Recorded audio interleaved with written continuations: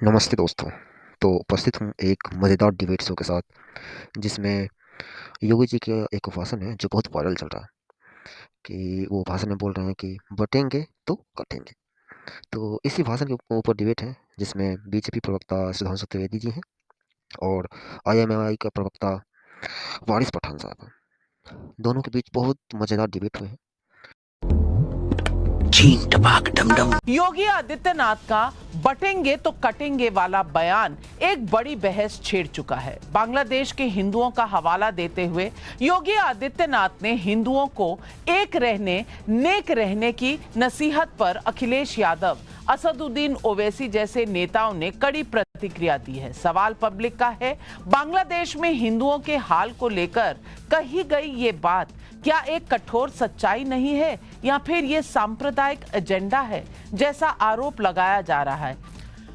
और इस डिबेट पे आज सुधांशु त्रिवेदी जी के साथ जुड़ रहे हैं वारिस पठान, प्रवक्ता हैं एआईएमआईएम के। मेरा पहला सवाल पूछना चाहूंगी मैं सुधांशु त्रिवेदी जी आपसे, बटेंगे तो कटेंगे, क्या योगी का ये बयान कठोर सच्चाई नहीं है, और इसे क्या भारत में सांप्रदायिकता फैलाने का जो आरोप लगा है वो सही है?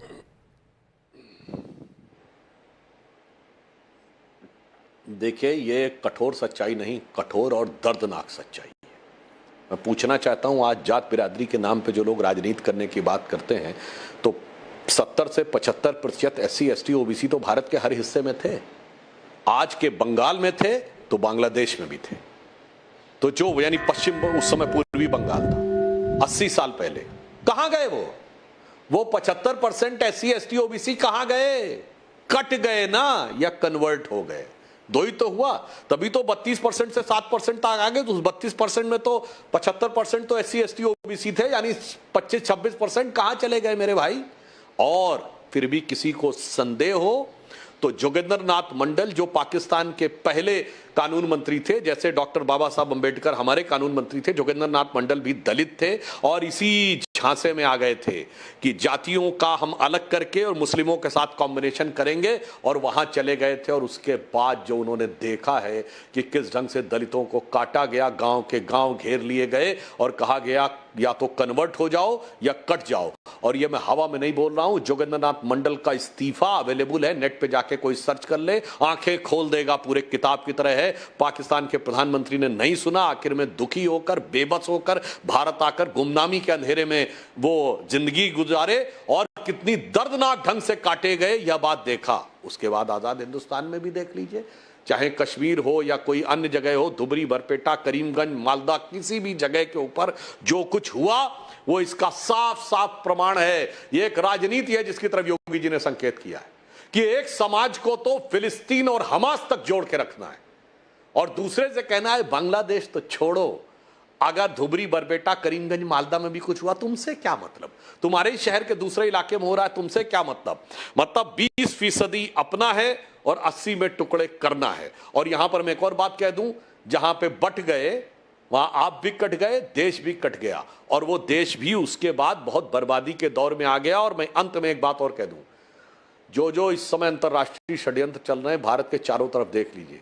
अफगानिस्तान तबाही झेल चुका है, जो कुछ हुआ, पाकिस्तान में जो हुआ, श्रीलंका में जो हुआ, और अभी बांग्लादेश में जो हुआ। अगर भारत बचा हुआ है उस परिस्थिति में, तो सिर्फ एक व्यक्ति की वजह से, मोदी है तो मुमकिन है। हम दृढ़ता से हर संघर्ष का जवाब दे रहे हैं, और वही शक्तियां जो कि इस प्रकार के खेल खेल रही हैं। और यहां मैं एक और फैक्ट बोल दूं, वारिस पठान साहब उसके बाद इसका जवाब दे दीजिएगा। ये 2021 से पहले तो राहुल गांधी के मुंह से कभी आपने नहीं सुना कि वो जातिगत जनगणना की बात कर रहे हैं। क्यों?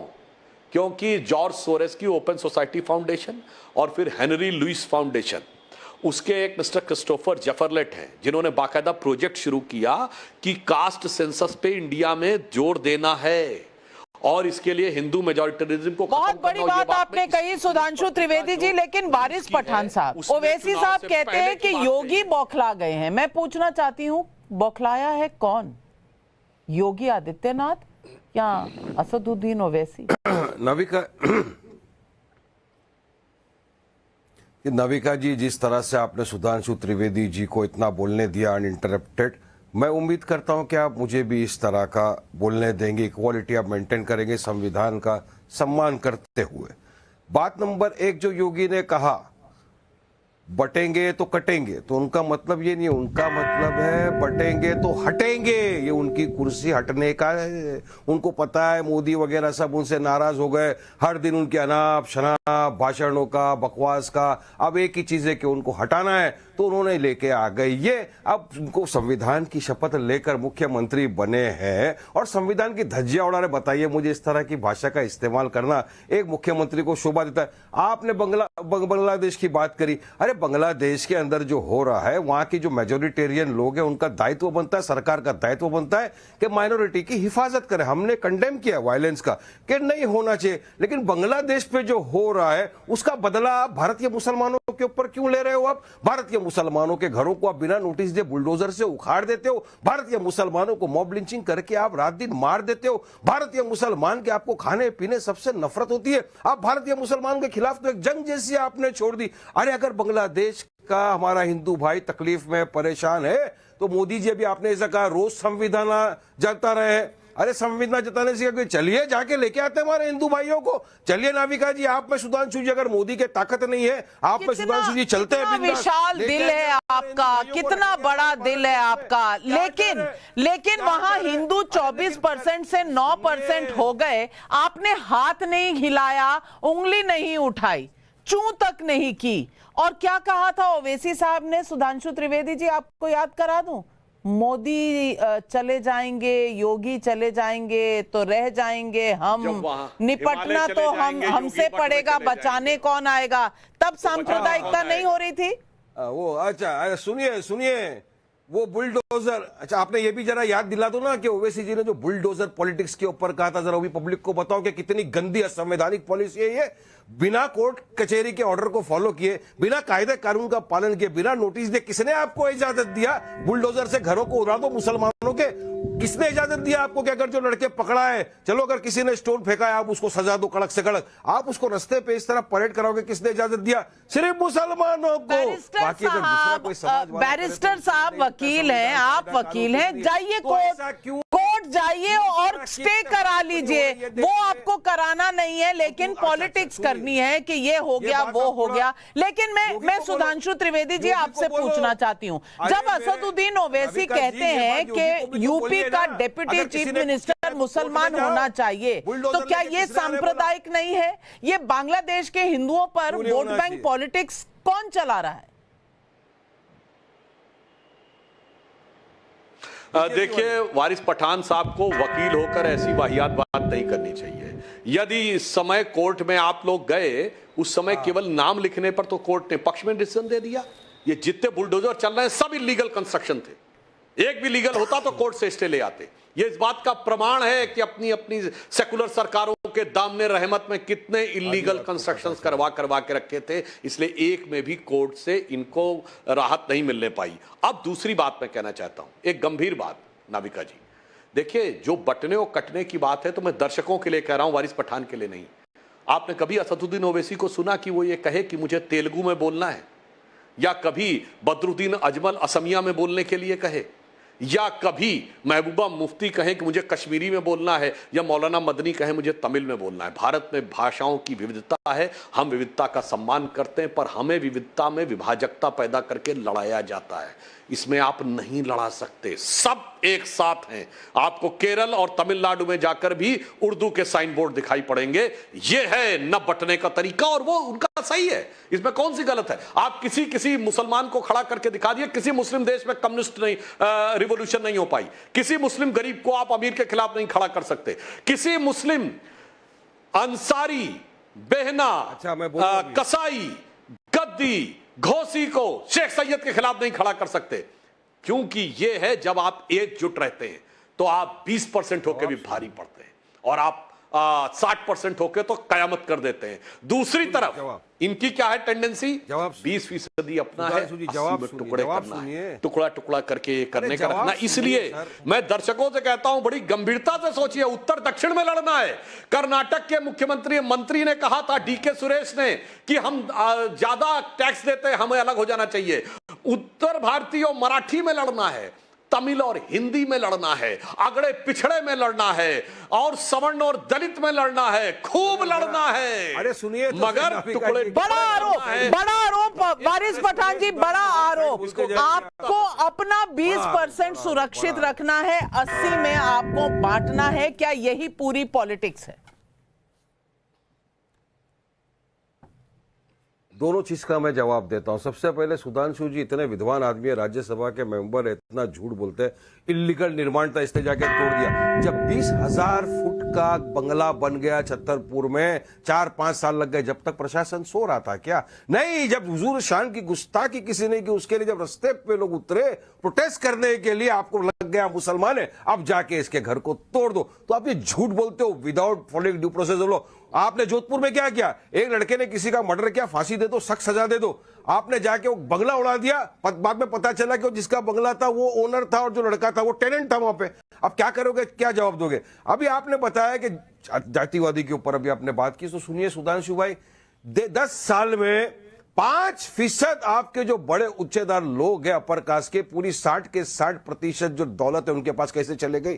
टॉप 5% जो लोग हैं उनके पास दौलत क्यों चले गई? इसलिए तो आप लोग कास्ट सेंसस जो करा रहे हैं उसके लिए रुक रहे हैं, क्योंकि दूध का दूध पानी का पानी हो जाएगा। क्यों आप रोकते हो? हमने तो कहा ना कास्ट सेंसस होना चाहिए। हमने कहा 50% जो कैप है वो भी खत्म होना चाहिए। हमने कहा कि जो चिदम्बरम का रिपोर्ट था उसको भी सार्वजनिक किया जाए, उसके ऊपर भी चर्चा हो। मगर आप कतराते हो, क्योंकि आपको पता है कि आज भी जो भारी से भारी मोदी के कैबिनेट के अंदर भी ऊपर मंत्री बैठे सिर्फ अपर कास्ट के। आपको तो सिर्फ ये लोगों के वोट चाहिए, मगर करना तो अपना ही है, और बदनाम करना है मुसलमान को कि ये 20% है, इनका क्या होगा। लेकिन आपस के अंदर हमको बांटने की कोशिश कर रहे सुधांशु जी। नहीं करने दीजिए ना। कास्ट सेंसस, दूध का दूध पानी का पानी हो जाएगा, देश को पता चले। और आप तो सहयोगी भी बोले करने दो। चिराग तो यही तो इल्जाम है आप पे कि आप 80% में सेंध डालना चाहते हैं, 20% को ज्यादा बनाना चाहते हैं। मैं 80% आपके स्टूडियो में नाविका कुमार की प्रॉपर्टी में सेंध नहीं डालना चाहता हूं। आप क्यों इतनी गुस्सा हो रही हो? मैं तो बीजेपी को बोल रहा हूं कि आपने जो बना के रख दिया है ना, आपको अपर कास्ट, क्या बताओ कितने मंत्री आपके लोअर कास्ट के आज की तारीख में कैबिनेट के अंदर? सारे के सारे मोदी के जितने भी अपर कास्ट जो है वो कैबिनेट के अंदर बैठे हुए। तो ये लोग अंदर ये गेम कर रहे हैं और इल्जाम मुसलमान पर है। मुसलमान को तो मोदी ने एक टिकट नहीं दिया। सुधांशु जी पहली मर्तबा आजादी से सुधांशु जी काउंटर दे रहे, सुधांशु जी काउंटर दे रहे। मुसलमान मंत्री नहीं है ये। सबका मुझे कभी लगता है, सबका विश्वास है क्या? यही मोदी जी का सबका साथ सबका विकास सबका विश्वास है क्या? इलॉजिकल बात वारिस पठान कर रहे हैं, ये इसी तरह लेके चलेंगे देश को साथ। बात भाई एब्सर्ड इलॉजिकल बात की इंतहा कर रहे हैं कि उसे गाना याद आता, मैं रोऊं या हंसूं करूं। कह रहे भाई आपको नजर आ रहा सारे अपर कास्ट हैं। भारत के इतिहास में सबसे ज्यादा ओबीसी मिनिस्टर है तो इस समय हमारे यहाँ ये बताइए बड़े बड़े मंत्रियों में भूपेंद्र यादव, धर्मेंद्र प्रधान की कास्ट क्या है कुछ पता नहीं क्या? हम चले आते हो, मोदी जी इस समय देश के प्रधानमंत्री हैं, उनकी कास्ट नहीं पता क्या? अनुराधा पटेल की कास्ट नहीं पता, बीएल वर्मा की कास्ट नहीं पता, एचपी सिंह बघेल की कास्ट नहीं पता? क्या बकवास करने लगते हैं आके, आदमी कुछ भी बोलना शुरू कर देता है। और मैं आपसे पूछता हूं वारिस पठान साहब, अरे तो क्यों जरा मुझे बताइए मुस्लिम पर्सनल लॉ बोर्ड में कितने पसंद है? झूठ बात है, बताओ मुझे कि कितने मुफ्ती मौलवी मुल्ला मुकर्रम में कितने तुमने एससी एसटी ओबीसी मुस्लिम को बनाया? मैं बताता हूं, हमारी साध्वी निरंजन ज्योति सिर्फ मंत्री थी, वो सिर्फ शेड्यूल कास्ट और ओबीसी में नहीं आती है, वो महामंडलेश्वर भी है। बोलो, अरे सुनो मेरे भाई, मैं उदाहरण बता रहा हूं, महामंडलेश्वर बता रहा हूं। कितने मुसलमान पासबंदा को मिनिस्टर बना दिया, टिकट दे दिया इलेक्शन लड़ने की। उन्नाव के सांसद मुसलमानों के हमदर्द बनते हो ना? भैया मैं बता रहा, सबसे ज्यादा हैं हमारा बिहार में 2 मुख्यमंत्री, हमारे बिहार में 2 मुख्यमंत्री, हमारा मध्य प्रदेश का मुख्यमंत्री, उत्तर प्रदेश में कल्याण सिंह, विनय कटियार। अरे कितना बताया यार, फालतू की बात मत करो यार, कुछ भी आके बोल गए आए भाई साहब। आप जवाब दो, मुसलमान की बात करी, आपने पासबंदा मुसलमानों की चिंता हो गई है। सुधांशु त्रिवेदी, अब उन्हें पासबंदा मुसलमानों की, अब वो भाग गए हैं इस डिबेट से कि ओबीसी में से आपने कितने बनाए, अब पासबंदा मुसलमान बता दीजिए। दुश्मन है आप लोग। अब मैंने मांगा अगर डेप्यूटी सीएम होना चाहिए यूपी में, तो क्या गलत बोला? चलिए बताइए मेरे को, बनना चाहिए नहीं? अरे ये भी नहीं देंगे, ये भी नहीं देंगे, हम तो बीच में नहीं, ये भी नहीं देंगे। आप दोनों के रजिया गुंडों में फंस गए। चलो संविधान के हिसाब से चलेगा कि नहीं? क्या गवर्नेंस हो सकता है? नाविका जी एक बात मैं कहना चाहूंगा। सुनिए, देश नाविका जी, संविधान के हिसाब से चलेगा, नाविका जी, मगर एक बात इनसे मैं मजेदार संख्या पूछना भारी चाहता उसकी हूं। उतनी इन्होंने कहा डिप्टी सीएम होना चाहिए, सेंसर क्यों मुसलमानों को भी नहीं बनाया अरे जाता भाई, डिप्टी सीएम? सुन लीजिए, डेप्यूटी चीफ मिनिस्टर बन रहा है, आपको डेप्यूटी चीफ मिनिस्टर बन रहा है, सुन लीजिए, तरफ बोल रहा हूँ भाई, सुन लीजिए, सुनिए कहाँ बन रहा है? चलिए बताइए कहाँ। अरे भाई, जिसकी जितनी संख्या भारी उसकी उतनी हिस्सेदारी, और हकीकत यह है कि सबसे ज्यादा जमीन सरकार के बाद है तो वक्फ बोर्ड पे, हिंदू मंदिरों पे नहीं है। क्या बात करते हैं, जिसकी जितनी संख्या भारी उसकी उतनी भागीदारी, किसने किसकी भांजी मारी ये भी दिखाई पड़ रहा है। और सुनिए वारिस पठान साहब, आपके असदुद्दीन ओवैसी साहब ने तो इससे पहले बोला था कि एक दिन ऐसा आएगा कि मैं चाहता हूं एक हिजाब वाली महिला इस देश की प्रधानमंत्री बने। ठीक है, तो मैं पूछना चाहता हूं, अगर आपके ख्यालों ख्वाबों में वो हिजाब वाली महिला प्रधानमंत्री बन गई और उसके शौहर ने तय कर लिया मुझे दूसरी शादी करनी है, तो ये प्राइम मिनिस्टर के स्पाउस का जो स्टेटस है वो तो मिलेगा उसके पति को, वो जो दूसरी वाली पत्नी होगी उसको क्या स्टेटस मिलेगा? फिर उसने सोचा कि मुझे तीसरी शादी करनी है, तब क्या होगा मेरे भाई? तो अभी और अगर अभी महिला को तलाक मिर्ची देगा लगेगी, उसका पति, अभी मिर्ची तो वो लगेगी, प्राइम मिनिस्टर उनको क्या होकर कोर्ट स्टेटस में नहीं मिला जा है? सकती। जिनको बोलो मेरे हमारे भाई, जिनको विश्वगुरु ने छोड़ दिया है उनको क्या स्टेटस मिला है? मेरे को बताओ ना। अभी मैं बोलूंगा आपको मिर्ची लगेगी, अभी विश्वगुरु की बात होगी, अभी अरे विश्वगुरु भैया, मैं तो आपसे तो हमारी कह रहा हूं भाभी का क्या होगा? ना कि आप क्या तो तलाक दे देगा और वो अरे भाई हमने तो बोला है जवाब नहीं दे हिजाब पा वाली रहे, हमारी जवाब बहन नहीं दे एक दिन पा रहे। बनेगी। इंशाअल्लाह उन्होंने कहा था, मगर या तो माशाअल्लाह दिखाई पड़ेगा अगर ये सीट हो जाता है तो। इसलिए मैं कह रहा हूं, पहले अपनी पार्टी की सदर तो बना कितनी महिलाओं को टिकट दिया था लोकसभा के चुनाव में? कितनी महिलाओं को टिकट दिया था? टिकट देंगे लोकसभा चुनाव में तभी तो प्रधानमंत्री बनेगी ना। चुनाव कितनी सीटों पे लड़े? 3-4 दिया हमने, बिल्कुल हमने दिया। यूपी के अंदर भी जो हमारा पीडीएम गठबंधन था उसकी हमारी जो महिला थी वो तो अध्यक्ष थी, पल्लवी पटेल मैडम जी जो थी उसकी अध्यक्ष पीडीएम की हमारी तो वही थी। आप क्या टिकट की बात करो? कितने मुसलमानों को टिकट दे दिया जरा बताओ मेरे को? और हिजाब वाली महिला इनको प्रधानमंत्री देखनी है। कितनी सीट पे नाविका जी लड़ाई? 7-8 सीट पे तो लड़े हम। ये खाना पूर्ति मत करिए वारिस पठान साहब, नहीं तो किसी दिन हिजाब वाली महिला ही आपसे हिसाब लेगी और अपनी मर्जी से हिसाब लेगी आपसे। उस दिन अरे याद हम हैं उसके कीजिएगा। लिए बिंदास। हमारी बहनें बनेगी, हमारी बहनें एक दिन इंशाल्लाह। नाविका जी आप भी रहेगी, मैं भी रहूंगा, सुधांशु जी भी रहेंगे। अगर हम ना भी रहे तो हमारे आने वाले बच्चे देखेंगे। सुनिए नाविका जी, ओवैसी साहब की तो बहुत सिक्योर सीट है ना, हैदराबाद की सीट तो बहुत सिक्योर सीट है। ओवैसी साहब एक हिजाब वाली महिला को वहां से क्यों नहीं लड़वाते? क्यों नहीं लड़वाते हैं वहां से? आपको ये प्रॉब्लम है, आपको प्रॉब्लम ये है कि मुसलमानों को आगे नहीं आने देना, इसलिए आप ये बात कर रहे हो। आप बीजेपी को सपोर्ट करना चाहते हो। मैं तो महिलाओं को आगे लाना चाह रही हूँ। बीजेपी की महिला प्रवक्ता ने इतना बड़ा कांड कर दिया, उसमें तो कुछ बोलो। बीजेपी हट गई, उसकी बीजेपी ने उसको समर्थन दिया। चाहूंगी कि महिलाएं और आगे आए। आपको नहीं चाह रहे हो आप नहीं चाहते हो। मुसलमान महिलाओं का भी नाम ले लो, मुझे कोई परहेज नहीं है। हर पूरी महिला जाति का तो मैं बहुत सम्मान करता हूं, क्योंकि मेरे घर में भी मेरी माँ, बहन, बीवी, बेटी है ना। मैं तो महिला का बहुत सम्मान करता हूं, लेकिन आप कभी कभार मुस्लिम महिलाओं के लिए भी नाविका जी कुछ बोल दीजिए ना कि हाँ इंशाल्लाह बनेगी। आप क्यों नहीं बोलते? अरे सपने उन्हीं के साकार होते जो सपने प्रधानमंत्री बने। सपना देखना गुनाह है क्या? त्रिवेदी जी, इनको क्या परहेज है? पूरे हिंदुस्तान से लड़ेगी, पूरे हिंदुस्तान से लड़ेगी एक दिन। देखिए ये लोग किस तरह झूठ का प्रोपेगेंडा करते हैं वो मैं बताना चाहता हूं। इन्होंने कहा महिलाओं का नाम ले लो, तो मैं आपको बताना चाहता हूं सिर्फ मुस्लिम देशों की प्रधानमंत्री महिलाओं का एक का हिजाब में चेहरा दिखाइएगा। अभी शेख हसीना वहां से ये हिजाब में थी, बेगम खालिदा जी कभी हिजाब में फोटो देखी है? कभी बेनजीर भुट्टो की हिजाब में फोटो देखी है? सबसे बड़ा मुस्लिम देश इंडोनेशिया में एक महिला प्रधानमंत्री रही है, मेघावती सुकार्नो पुत्री, उसकी हिजाब में फोटो देखी है। और मोहम्मद साहब की डायरेक्ट डिसेंडेंसी में एक ही परिवार है, Shah Hussain of Jordan. Shah Hussain of Jordan की 4 बीवियां, एक का दिखाओ हिजाब में फोटो। ये फालतू की बात। अहले बहन कहलाता है मोहम्मद साहब का परिवार, उससे बड़े ये मौलाना बनने की कोशिश कर रहे हैं। गजब है भाई, केवल हिंदुस्तान में यही है बांटो की राजनीति। हमारी महिलाएं बॉक्सिंग बांटो और काटो यहाँ पे करना है। और एक दिन हिजाब पहनी हुई बताइए ना, मैंने 4 बांटेंगे तो कटेंगे। अगर बांग्लादेश के कॉन्टेक्स्ट में कहा गया, उससे क्या तकलीफ है? क्या तकलीफ है ओवैसी जी को? ये सवाल आज भी देश की महिलाएं पूछ रही हैं। नहीं, महिलाओं को आगे करिए, आप अपनी पॉलिटिक्स करिए, राजनीति करिए, लेकिन देश को बांट क्यों रहे? कभी हिंदू मुस्लिम और कभी हिंदू में जातियां। बटेंगे तो कटेंगे। सवाल सही है, सोचने